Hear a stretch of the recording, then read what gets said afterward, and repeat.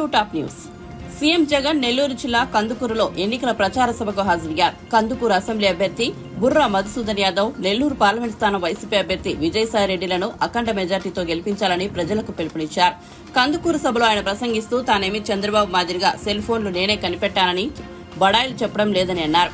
ఈ 58 నెలల కాలంలో తన పాలన ప్రోగ్రెస్ రిపోర్టులో రాష్ట్ర ప్రజల ముందు ఉంచుతున్నానని, ప్రజలే మార్కులు వేయాలని అన్నారు. మీ బిడ్డ జగన్ కు మీరు అధికారం ఇవ్వడం వల్లే మీ గ్రామాల్లో కొత్తగా 7 వ్యవస్థలు అందుబాటులోకి తీసుకురాగలిగారని వివరించారు.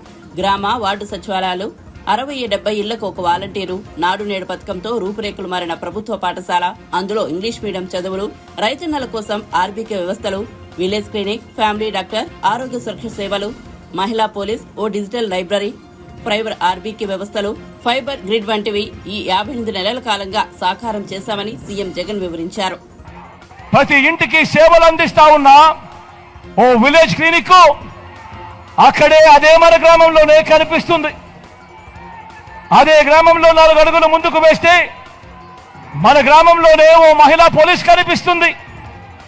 అదే గ్రామంలో ఎప్పుడూ జరగని విధంగా ఓ డిజిటల్ లైబ్రరీ, గ్రామానికే ఫైబర్ గ్రిడ్, ఈ వ్యవస్థలన్నీ ఈ 58 నెలల కాలంలోనే మీ బిడ్డ పాలనలోనే ఈ వ్యవస్థలన్నీ కూడా మన కళ్ళ ఎదుటే కనిపిస్తా ఉన్నాయి.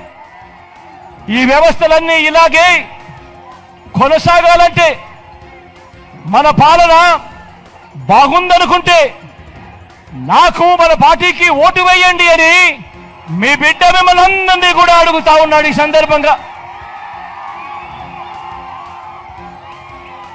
అలాగే గతంలో ఎప్పుడూ చూడని విధంగా ఈరోజు ఓ అమ్మఒడి అనే కార్యక్రమం పేద పిల్లలకు, పేద కుటుంబాలకు తోడుగా ఉంటూ ఆ పిల్లలను మీరు బడికి పంపించండి, బడికి పంపిస్తే చాలు ఆ పిల్లలకు ఒక మంచి మేనమామగా, ఆ తల్లులకు ఒక మంచి అన్నగా బడులకు పంపించండి. మీరు పంపించినందుకు అమ్మఒడి అనే పథకం గతంలో ఎప్పుడైనా చూశారా అని అడుగుతా ఉన్నాను. ఈ సందర్భంగా నేను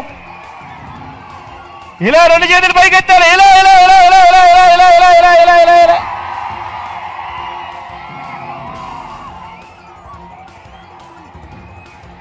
ఆ పిల్లలను ఇలాగే మరో 5 ఏళ్లు చదివించాలనుకుంటే మళ్ళీ మీ అన్నకు అధికారం ఇవ్వండి అని అడుగుతా ఉన్నాడు మీ బిడ్డ.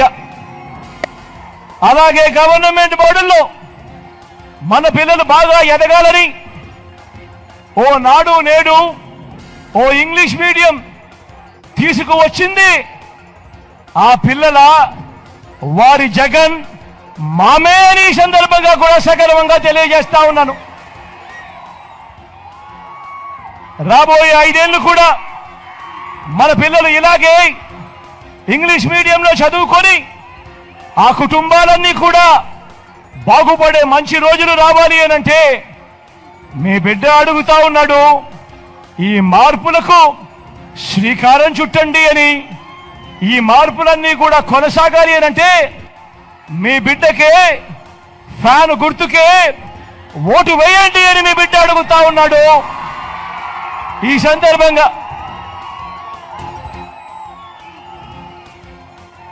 అక్క చెల్లెమ్మలకు గతంలో ఎప్పుడూ చూడని విధంగా అక్క చెల్లెమ్మలకు ఓ అమ్మఒడి, అక్క చెల్లెమ్మలకు ఓ ఆసరా, అక్క చెల్లెమ్మలకు ఓ 0 వడ్డీ, అక్క చెల్లెమ్మలకు ఒక చేయూత, అక్క చెల్లెమ్మలకు ఒక కాపు నేస్తం, అక్క చెల్లెమ్మలకు ఒక ఈబీసీ నేస్తం, అక్క చెల్లెమ్మల పేరిట ఏకంగా 31 లక్షల ఇళ్ల పట్ట.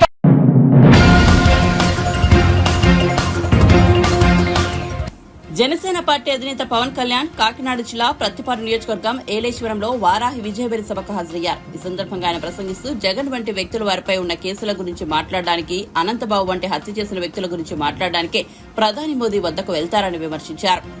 కానీ మోదీ అలాంటి వారికి గౌరవం ఇవ్వరని, కానీ తాను వెళ్తే మోదీ ఎంతో గౌరవమిస్తారని పవన్ వెల్లడించారు. ప్రధాని మోదీ వద్ద తాను ధైర్యంగా మాట్లాడగలనని, మోదీ వద్ద మాట్లాడాలంటే జగన్ కు భయమని ఎద్దేవా చేశారు. జగన్ వంటి వ్యక్తులను మోదీ ఖచ్చితంగా శిక్షిస్తారని పవన్ పేర్కొన్నారు.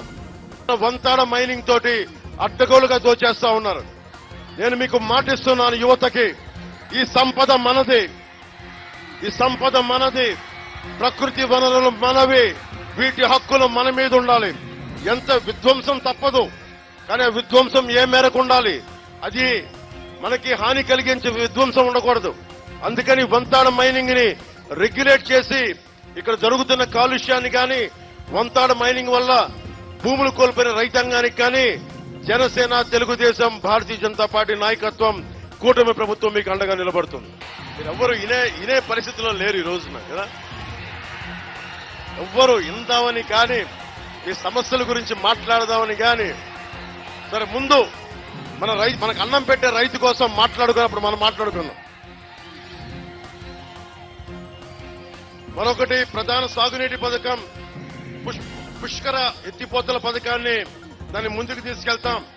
అలాగే పత్తిపాడు మండలంలోని సుబ్బారెడ్డి, చంద్రబాబు సాగర్ ఆధునీకరణని కోరుతా ఉన్న రైతాంగం, దానిని ముందుకు తీసుకెళ్తామని మనస్ఫూర్తిగా రైతాంగానికి తెలియజేసుకుంటూ, ప్రకృతి వనరుల విధ్వంసాన్ని ఆపుతాం. దీనివల్ల వంతాడ మైనింగ్ వల్ల ఎర్రమట్టి, గ్రావెల్ కొండల్ని అధికంగా ఉండి వీటిని దోచేయడం వల్ల ప్రజలకి క్షయ, ఊపిరితిత్తుల వ్యాధులు వస్తా ఉన్నాయి. దీనికి వైద్య సదుపాయం కూడా లేదు. ముందుగా దీన్ని మైనింగ్ ని రెగ్యులేట్ చేసే బాధ్యత జనసేన, టీడీపీ, కూటమి ప్రభుత్వం తీసుకుంటుంది. వైఎస్ జగన్ ప్రభుత్వం కావాలా, వైసీపీ ప్రభుత్వం కావాలా? మీకు మార్చాలా వద్దా? దానికి నేను మీకు మాటిస్తున్నా. జెండాలు దించేమో కొంచెం. నేను మీకు మాటిస్తున్నా, దశాబ్దం నుంచి రోడ్ల మీద ఉన్నాను. నేను వేలాది మంది కౌలు రైతులకి నా సొంత డబ్బు ఇచ్చిన వాడిని. జనసేన మద్దతుదారులు స్వచ్ఛందంగా వచ్చి ఇచ్చినవాడిని. తూర్పు గోదావరి జిల్లా రైతాంగానికి, పత్తిపాడు జిల్లా రైతాంగానికి నేను మాటిస్తున్నా, నేను మీకు అండగా ఉండేవాడిని. కూటమి ప్రభుత్వం మీకు అండగా ఉంటది. ముఖ్యంగా యువతకి, మీకు ఎందుకు వనరులు లేవు? మీకు డబ్బులు ఎక్కడికి వెళ్తున్నాయి? డబ్బులు ఎటు వెళ్తున్నాయి? ఒకవైపు మీకు ఉపాధి అవకాశాలు లేవు, ప్రైమరీ హెల్త్ కేర్ లేదు, పత్తిపాడు నియోజకవర్గంలో రోడ్లు వేయడానికి అవకాశాలు లేవు. మరి డబ్బులు ఎక్కడికి వెళ్తున్నాయి? 40,000 కోట్లు సారా మీద, మద్యాన్ని నిషేధిస్తానని చెప్పిన వ్యక్తి ఈ రోజున సారా నమ్ముకుంటే 40,000 కోట్ల రూపాయలు సంపాదించి 60 రూపాయలు ఉండే మద్యాన్ని 200 రూపాయల పైన మద్యాన్ని అమ్ముకుంటూ దాదాపు 40,000 కోట్లు మీ లివర్ ని, మీ ఆరోగ్యాల్ని, మీ మొత్తం బ్రెయిన్ ని పాడు చేసేంత, నరాల్ని పాడు చేసేంత ఈ మద్యాన్ని మీకు సప్లై చేసి మద్యాన్ని నిషేధిస్తానన్న వ్యక్తి ఈ రోజున మీకు ఈ విధంగా చేశాడు. నేను ఒకటే కోరుకుంటా ఉన్నాను, నేను దశాబ్దంగా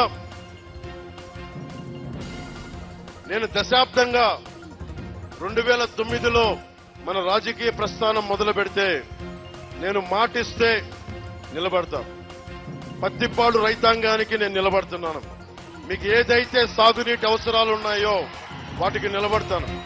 కూటమి ప్రభుత్వం ముఖ్య లక్ష్యం, ఇన్ని చేతులు లెగుస్తా ఉన్నాయి, ప్రతి చేతికి పని, ప్రతి చేనుకి నీరు, ఇదే కూటమి లక్ష్యం.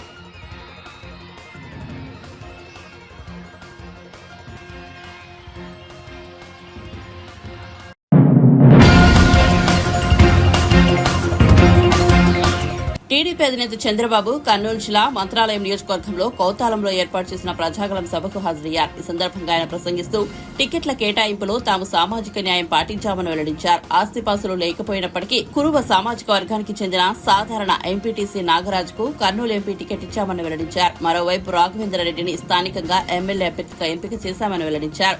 కర్నూలు పార్లమెంట్ స్థానంతో పాటు ఆ పార్లమెంటు స్థానం పరిధిలోని 7 అసెంబ్లీ నియోజకవర్గాలను తామే గెలుస్తున్నామని చంద్రబాబు ధీమా వ్యక్తం చేశారు. అదే మరిగా మొట్టమొదటిసారిగా మంత్రాలయానికి బోయ కులస్తుడు రాఘవేందర్ రెడ్డి, చెప్పండి, గట్టిగా చెప్పండి కూడా చెప్పండి. ఇక్కడ మీరు చూస్తే నాకు మిత్రుడు, పార్టీకి గట్టిగా పనిచేసిన వ్యక్తి తిక్కారెడ్డి గారు. ఈరోజు తిక్కారెడ్డి గారి మీరు తీసుకున్న నిర్ణయం సరైన నిర్ణయం. నా రాజకీయం మీ చేతుల్లో ఉంది. కానీ నేను గెలిపిస్తానని నడుం కట్టుకొని ముందుకు వచ్చిన తిక్కారెడ్డిని కూడా మనస్ఫూర్తిగా అభినందిస్తున్నా. తమలో ఒక్కసారి మీరు ఆలోచించండి. జగన్మోహన్ రెడ్డి తమ్ముడు నీకే వర్గ నువ్వే ఇట్లా వర్గ వచ్చేయాల. వెనకానోళ్ళు కనపడాలి, టీవీ కనపడాలి. ఈ రోజు మీరు ఈ జిల్లాలో చూస్తే జగన్మోహన్ రెడ్డి ఏది చూసినా ఒక సైకో మారిగా అన్ని మోసాలే. అవునా కాదా? ఆయన పార్టీలో తమ్ముడు తీయాలి, దించాలి నువ్వు దించాలి. జెండాలు దించండి, మళ్ళా ఎగరేద్దాం. ఆ జెండా కూడా దించాలి, జనసేన జెండా దించాలి, అన్ని దించాలి. మళ్ళీ ఎగరేదురు. బంగారు తమ్ముళ్ళు చెప్పింది తినాలి అందరూ. ఎందుకంటే మనకు మీటింగ్ సక్సెస్ కావాలి. మళ్ళీ నేను కొడమూరు నియోజకవర్గానికి పోవాలి. నేను చెప్పాల్సింది కూడా ఉంది, మీరు వినాల్సిన అవసరం ఉంది. దయచేసి అందరూ సహకరించండి. నేను అందుకనే ఒక మాట చెప్తున్నాను. మన సామాజిక న్యాయం మీరు చూస్తే పార్లమెంటుకి కొరబ అభ్యర్థి నాగరాజుకి ఇచ్చాం. పోయే అభ్యర్థుల్ని ఎక్కువ జనాభా ఈ నియోజకవర్గంలో ఉంది. అందుకే ఇక్కడ రాఘవేందర్ రెడ్డికి ఇచ్చాం. ఆదోని ఎవరైతే డెంటల్ పార్సారథికి ఇచ్చాం. పక్కనే ఆలూరులో ఈ నియోజకవర్గం లింగాయత్ కమ్యూనిటీ ఉంది. ఒక లింగాయత్కి ఇవ్వాలని లింగాయత్కి ఇచ్చిన పార్టీ తెలుగుదేశం పార్టీ. కొడమూరులో ఒక ఎస్సీ మాదిగాకి ఇచ్చామని చెప్పి నేను మీకు తెలియజేస్తున్నా. పక్కనే పత్తిపాడు ఒక ఈడీగా వెనుకబడిన వర్గాలకు ఇచ్చిన పార్టీ తెలుగుదేశం పార్టీ. కర్నూలు ఒక వయసునికి ఇచ్చిన పార్టీ తెలుగుదేశం పార్టీ. పక్కనే నంద్యాలలో ముస్లిం సోదరుడు ఫరూక్ పార్టీకి ఇచ్చాం, ఒక ముస్లింకి ఇచ్చాం. అంటే ఇది నిజమైన సామాజిక న్యాయం అవునా కాదా అని మిమ్మల్ని అడుగుతున్నా. అవునంటే చేతుల పైకి చెప్పండి. అదే వైఎస్ఆర్ కాంగ్రెస్ లో 3 రెడ్లు అవునా కాదా అని అడుగుతున్నా. 2 అన్నదమ్ములు దోచుకోవడానికి ఆదోని మంత్రాలయం దోపిడీ రాజ్యం అవునా కాదా? అంతం చేయాలా లేదా?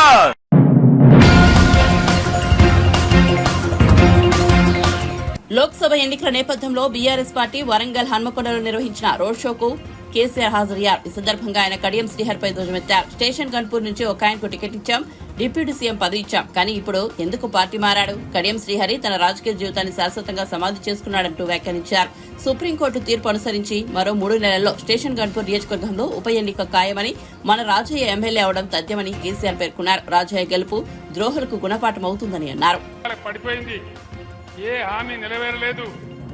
18 లక్షల ఉద్యోగాలు ఖాళీ ఉంటే కేంద్ర ప్రభుత్వంలో ఒక్క ఖాళీ కూడా నింపరు. ఇవన్నీ పోను. మళ్ళీ ఇప్పుడు ఏం జరుగుతూ ఉంది? మీ జాగ్రత్తగా వినాలి మాట, గడబడి చేయొద్దు. మనకున్న ఒకే ఒక్క నది మన బతుకు తెరువు, నేడైనా రేపైనా భవిష్యత్తులో అయినా గోదావరి నది. మీరు పేపర్లలో చూస్తా ఉన్నారు, టీవీలలో చూస్తా ఉన్నారు. ఆయన రాజకీయ ప్రయోజనాల కోసం తెలంగాణ గొంతు కోసి గోదావరి నది ఎత్తుకొని పోతా తమిళనాడుకి ఇస్తా, కర్ణాటక ఇస్తా అని మాట్లాడుతూ ఉన్నాడు. ఆలోచన చేయాలి, దయచేసి చీటి కొట్టదు. గోదావరి నదిని నేను తీసుకొని పోతా అని బాజాప్తా ఓట్లు పడే టైంలో నరేంద్ర మోడీ రాష్ట్ర ప్రభుత్వానికి నోటిఫికేషన్ పంపించింది. రాష్ట్ర ప్రభుత్వం ఏం చేయాలా? ప్రాణం పోయినా సరే ఇయ్యమని పంచాయతీ పెట్టాలా. నేను ఉన్నప్పుడు అదే పంచాయతీ పెట్టినా. ఆయనేమో ఎత్తుకపోతా అంటాడు.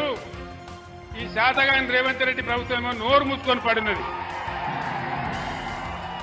ఏం మతలమైంది ఇలా? నరేంద్ర మోడీ ఎత్తుకపోతా అని బాధ్యత రాష్ట్ర ప్రభుత్వానికి పంపించండు. ఇవాళ ఇతడు ఈ ముఖ్యమంత్రి ఏమో కుయ్యి లేదు కయ్యి లేదు. ఏమనుకోవాలి దీన్ని? ఇంతకు ముందే కృష్ణానది తీసుకుపోయి కేఆర్ఎంపీకి అప్పచెప్పిండు. ఇలా గోదావరి ఎత్తుకొని పోతా అంటే మూతి ముడుచుకొని కూర్చున్నారు. ఏం కారణం? దాన్ని ఎవరు కాపాడాలి?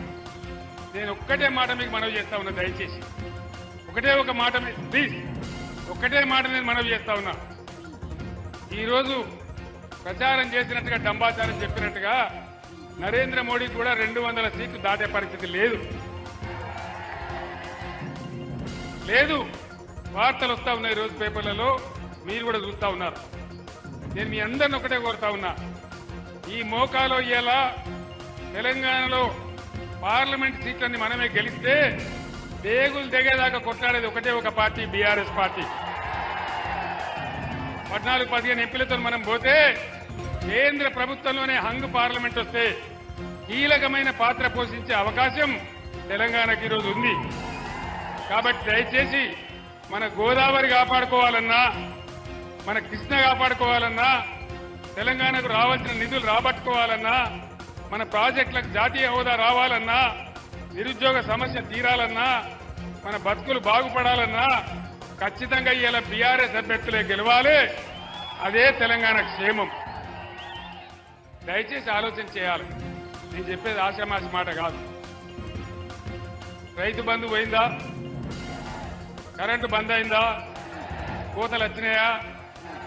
వడ్లు కొంటున్నారా? బోనస్ ఇస్తున్నారా? బోనస్ బోగస్ అయిందా? మరి ఇన్ని మోసాలు చేసిన తర్వాత కూడా గోదావరి ఎత్తుకపోతా అనే బీజేపీకి కానీ, లేదా మా వాగ్దానాలన్నీ భంగం చేసిన కాంగ్రెస్ కానీ ఓటేస్తే ఏమవుతుంది? మేమన్నీ మోసం చేసినా, మొన్న అసెంబ్లీలో చెప్పి 5 నెలల లోపల మోసం చేసినా మళ్ళా మాకే గుద్దిండ్రు అని అన్ని పండబెడతారు. కానీ ఈ కాంగ్రెస్ ప్రభుత్వం మెడలు వంచి, నేను ఒక్కటే మాట చెప్తా, మీరు వినాలి. ఒక ఊళ్ళో అయితే పాలలోకి పంచాయతీ పడుతుంది. ఏం చేస్తారు? వాదించడానికి ఆయన ఒక పంచును, ఈయన ఒక పంచును పెట్టుకుంటారు. ఇలా తెలంగాణ ప్రజలకు కాంగ్రెస్ పార్టీకి పంచాయతీ పడ్డది. మరి తెలంగాణ ప్రజల తరఫున కొట్లాడే పంచి ఎవరు?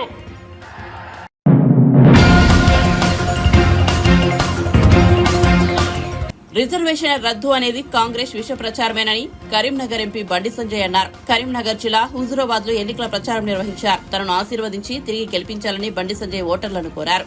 రిజర్వేషన్ రద్దు పేరుతో ప్రజల్లో భయాందోళనలు కలిగించి కాంగ్రెస్ లబ్ధి పొందాలని చూస్తోందని దుర్మెత్తారు.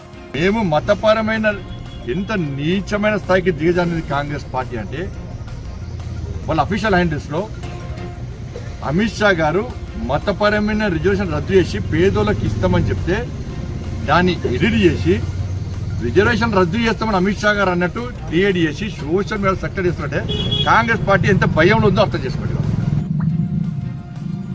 మేము కాల్ సెంటర్ ద్వారా ఫోన్లో చేస్తలేము, మేము కాల్ సెంటర్ ద్వారా ఫోన్ చేస్తామని చెప్పి వాళ్ళ అఫీషియల్ హ్యాండిల్లో క్రియేట్ చేసి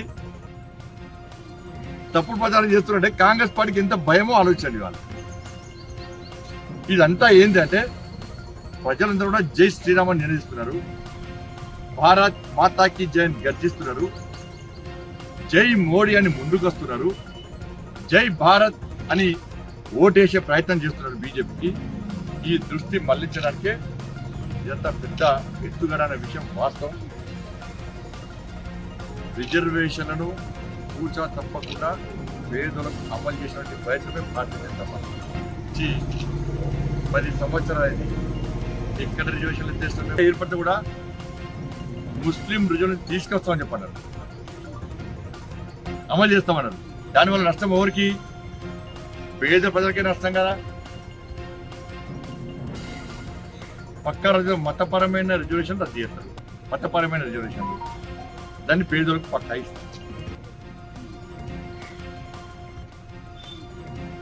కాబట్టి దయచేసి మళ్ళీ విజ్ఞప్తి చేస్తున్నారు, ముఖ్యమంత్రి స్థాయిలో రేవంత్ రెడ్డి గారు, కేసీఆర్ గారు, మీరు పేద ప్రజల ఆత్మస్థైర్యం దెబ్బతీయకండి, మన బతుకుతో ఆడుకోకండి. గౌరవప్రదమైనటువంటి స్థాయిలో ఉన్నటువంటి వ్యక్తులు వాళ్ళకి భరోసా కల్పించే ప్రయత్నం చేయాలి. ఇంకా మేము ఎక్కువ న్యాయం చేస్తామని చెప్పే ప్రయత్నం చేయండి, ఇంకా ఎక్కువ ప్రచారం చేసుకునే ప్రయత్నం చేయండి. దాని ఏమి ఇబ్బంది లేదు, దాన్ని ఎవరైనా సమర్థిస్తారు. కానీ తప్పుడు ప్రచారం చేసి ఒక భయానక వాతావరణం సృష్టించి ఎన్నికల్లో గెలవడానికి ఈ తప్పుడు ఆలోచనలు అయితే చేస్తారు. ఇది ఇంతకంటే సిగ్గుచేటి కూడా. ప్రజలకు మేము అప్పీల్ చేస్తున్నాం, తప్పుడు ప్రచారం దయచేసి నమ్మకండి. వాళ్ళ 6 గ్యారెంటీల మీద ప్రజల దృష్టి మళ్లించడానికి వాళ్ళు చేస్తున్న ప్రయత్నం. అందుకే నేను కూడా సవాల్ చేసిన నా సవాలు స్వీకరిస్తున్న కాంగ్రెస్ పార్టీ నాయకులు.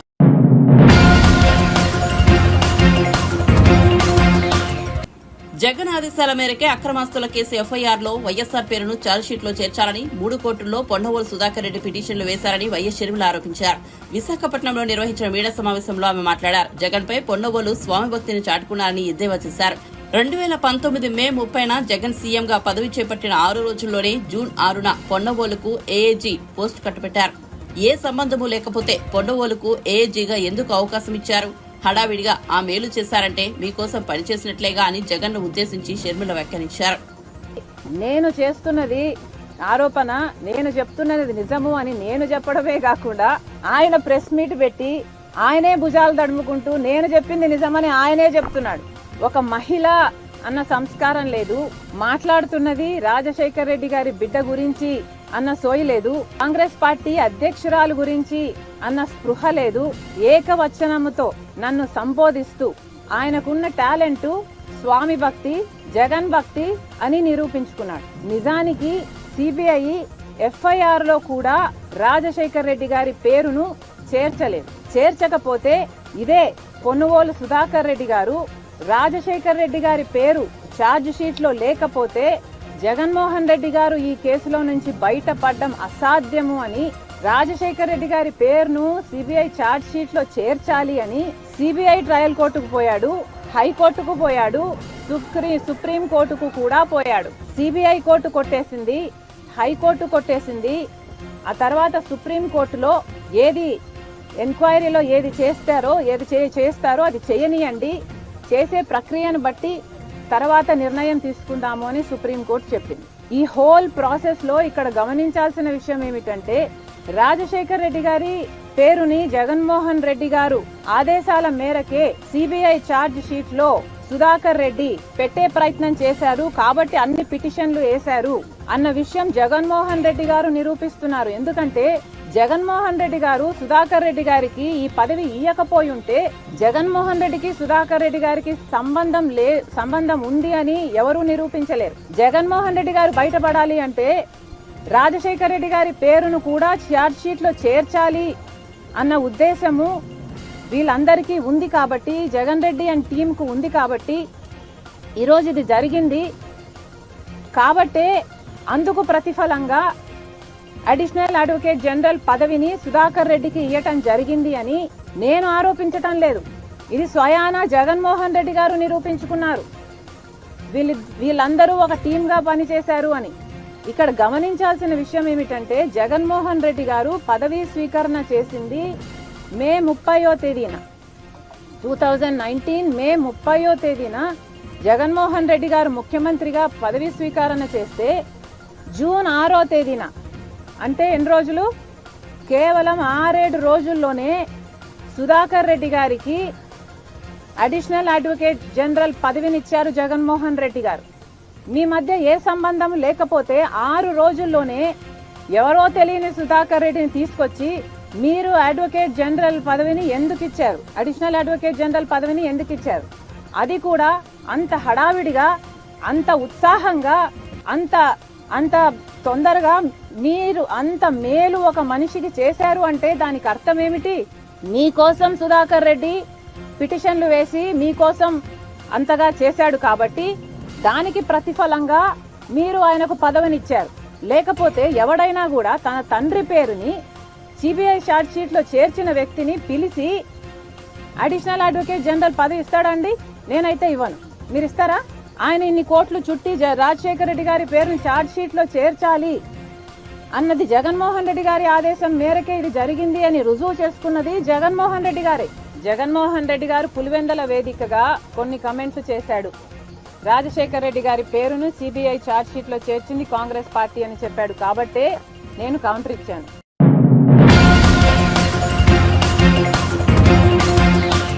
పదవి ఉన్నా లేకపోయినా హిందూపురం అభివృద్ధి బాలకృష్ణతోనే సాధ్యమని ఆయన సతీమణి నందమూరి వసుంధర అన్నారు. శ్రీ సత్యసాయి జిల్లా హిందూపురం మున్సిపాలిటీ పరిధిలోని కొల్లకుంట, కొట్నూరు, ఇందిరమ్మ కాలనీ, చౌడేశ్వరి కాలనీ బాలకృష్ణకు మద్దతుగా వసుంధర ఎన్నికల ప్రచారం నిర్వహించారు. ఈ సందర్భంగా ఆమె మాట్లాడుతూ వైఎస్ఆర్సీపీ ప్రభుత్వం అన్నా క్యాంటీన్లు మూసివేసి పేదల నోటికాడి కూడును లాగేసుకుందని విమర్శించారు.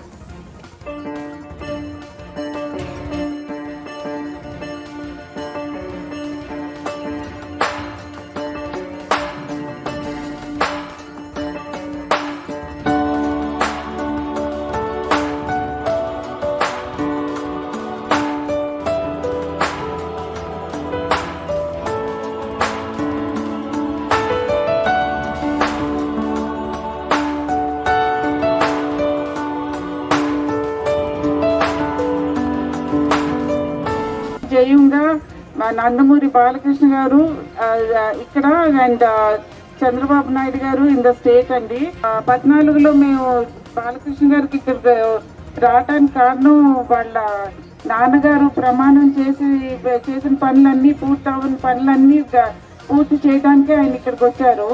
వచ్చినప్పుడు అందరూ మాకు ఏమీ వద్దు, మాకు నీళ్లు తప్ప ఇంకేమీ వద్దు, అది ఒకటి మాకు చేసి పెట్టండి అని అడిగారు.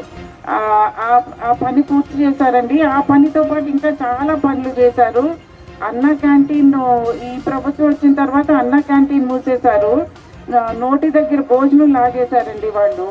ఇంకా ఎంతో బాధపడి ఎలాగైనా మన వాళ్ళకి భోజనం పెట్టాలి అనే ఉద్దేశంతో అన్నా క్యాంటీన్ నడిపించారు బాలకృష్ణ గారు సొంత కెపాసిటీలోనండి.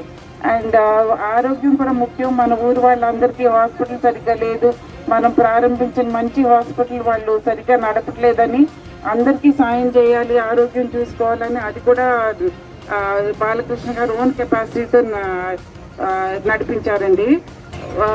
మన ప్రభుత్వం అధికారంలో ఉన్నప్పుడు చాలా పనులు చేశారు. అధికారంలో లేనప్పుడు కూడా ఈ అన్నా క్యాంటీను, ఆరోగ్య రథం, తర్వాత కోవిడ్ టైంలో చాలా ఊరికి చాలా సాయం చేశారు. ఇదంతా మన వాళ్ళు, మన నందమూరి కుటుంబం వాళ్ళు అనే ఉద్దేశంతో ఆయన అన్ని చూసుకున్నారు. సో పవర్లో ఉన్నా పవర్లో లేకపోయినా బాలకృష్ణ గారే మన ఊరికి చేయగలుగుతారండి.